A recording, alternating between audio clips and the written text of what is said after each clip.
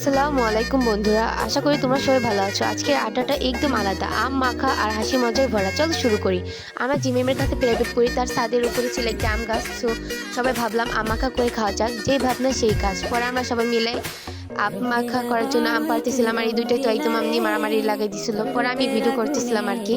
পরে আমরা সবাই মিলে আম মাখা শুরু করলাম। সব প্রথমে ধুয়ে সুন্দর করে কেটে তারপরে আর কি, ওরা ঝাল প্রচুর কম খায়, কারণে ঝাল কম দেওয়া হয়েছিল। আর তোমরা কে কে আম মাখা খেতে পছন্দ করো কমেন্ট করতে ভুলো না। পরে দেখতে থাকো লাস্ট অব্দি কি হয়। বিদ্যুৎ হয় মাটির জন্য কে বা লাইক সাবস্ক্রাইব করবে? আমি জানি দুষ্ট ছেলেরা কখনো লাইক সাবস্ক্রাইব করে না, এবং ভালো বাচ্চারা লাইক এবং সাবস্ক্রাইব দুটোটাই করে দিবে। আম মাখাটা এত টেস্ট হয়েছিল যে সবাই চিটেপুটে খাচ্ছে, তোমরা চাইলে ট্রাই করে দেখতে পারো।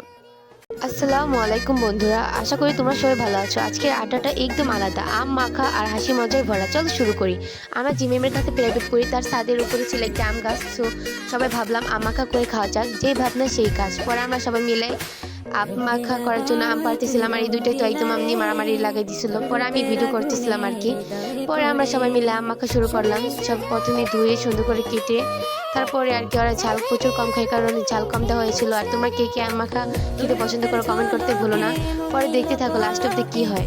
বিদ্যুৎ হয় মাটির জন্য কে বা লাইক সাবস্ক্রাইব করবে? আমি জানি দুষ্ট ছেলেরা কখনো লাইক সাবস্ক্রাইব করে না, এবং ভালো বাচ্চারা লাইক এবং সাবস্ক্রাইব দুটোটাই করে দিবে।